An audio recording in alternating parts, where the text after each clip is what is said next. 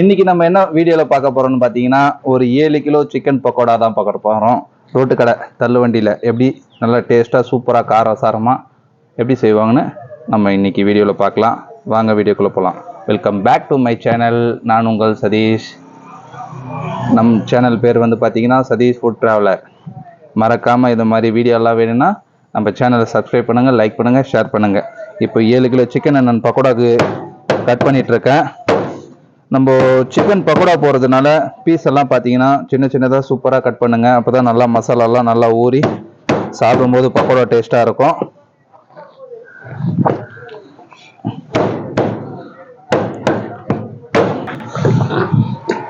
Friends, நம்ம 7 kilo சிக்கனை வந்து இப்போ கட் பண்ணிக்கலாம். இப்போ கட் பண்ணிகிட்ருக்கேன். நம்ம சிக்கன் பக்கோடாவுக்கு வந்து எப்படி கட் பண்ணோன்னா, இங்கே வாப்பா கிரோ பார்த்தீங்கன்னா இந்த சைஸ் கட் பண்ணிங்க. அப்போ தான் நம்ம மசாலாவில் மிக்ஸ் பண்ணி நம்ம பக்கோடா சாப்பிடும்போது நல்லா டேஸ்ட்டாக சூப்பராக இருக்கும். அதனால் சின்ன சின்ன சைஸாக கட் பண்ணிக்கங்க. 65 மாதிரி கட் பண்ணாதீங்க. பக்கோடான்னும் போது நம்ம கொஞ்சம் சின்ன சின்னதாக கட் பண்ணால் தான் நல்லா டேஸ்ட்டாக சூப்பராக இருக்கும். வாங்க கட் பண்ணி முடிச்சுட்டு மசாலா எப்படி போடுறதுன்னு நான் வீடியோவில் சொல்கிறேன்.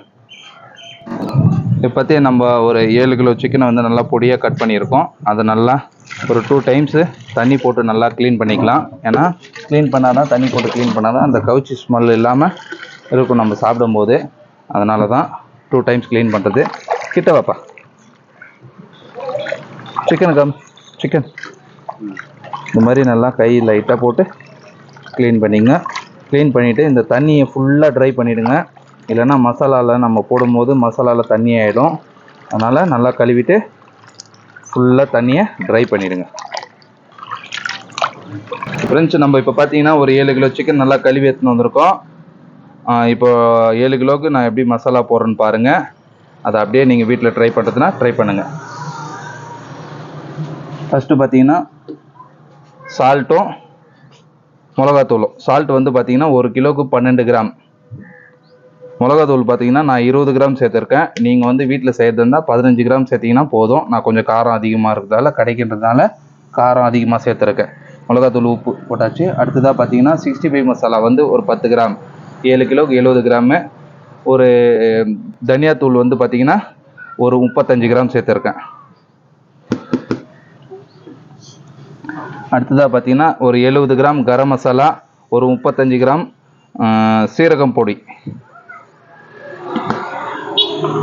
நெக்ஸ்ட்டு இஞ்சி பூண்டு பேஸ்ட்டு 1 கிலோவுக்கு 50 கிராம். 7 கிலோவுக்கு 350 கிராம். கார்ன்ஃப்ளவர் மாவு 7 கிலோவுக்கு 350 கிராம். நான் 1 கிலோவுக்கு 50 கிராம் சேர்த்துருக்கேன். நீங்கள் வீட்டில் சேர்க்கறதா இருந்தால் 1 கிலோவுக்கு 10 கிராம் சேர்த்தா கூட போகும். இது கிடைக்கின்றதுனால நான் கொஞ்சம் எக்ஸ்ட்ரா சேர்த்துருக்கேன். இங்கே வாப்பா கிட்டவா.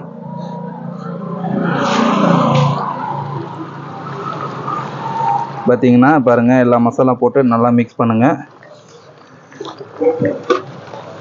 சிக்கனை கழுவுனீங்கன்னா அதை நல்லா ட்ரை பண்ணிக்கங்க. தண்ணி சேர்க்காத மிக்ஸ் பண்ணுங்கள். ஃபஸ்ட்லேயே தண்ணி சேர்த்துட்டு மிக்ஸ் பண்ணிங்கன்னா அப்புறம் தண்ணி அதிகமாகிடும், மசாலா கம்மியாகிடும். தண்ணி மாதிரி இருக்கும், பக்கோடாவில் மசாலா ஒட்டாது. அதனால் எப்போவுமே சிக்கன் கழுவுனீங்கன்னா அதை ஃபுல்லாக ட்ரை பண்ணி எடுத்துங்க.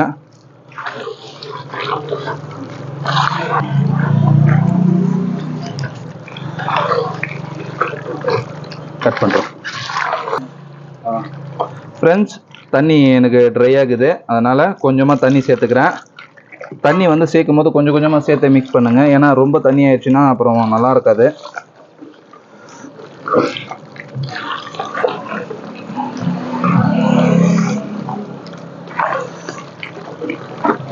நீங்கள் ரொம்ப தண்ணியாக மிக்ஸ் பண்ணிட்டீங்கன்னா அப்புறம் நம்ம ஆயிலில் ஃப்ரை பண்ணும்போது பார்த்தீங்கன்னா மசாலா தனியாக போயிடும், சிக்கன் தனியாக போயிடும். அதனால தான் நான் தண்ணியை நல்லா ஃபுல்லாக ட்ரை பண்ணிவிட்டு மசாலா போட்டு மிக்ஸ் பண்ணிக்கோங்க.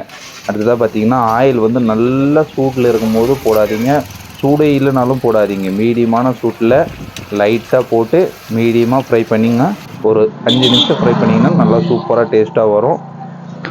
பார்த்தீங்கன்னா இதே மாதிரி நீங்கள் வீட்டில் ட்ரை பண்ணி பார்த்துட்டு மறக்காம சேனலை லைக் பண்ணுங்கள், ஷேர் பண்ணுங்கள். உங்கள் ஃப்ரெண்ட்ஸுக்கெல்லாம் ஷேர் பண்ணி விடுங்க.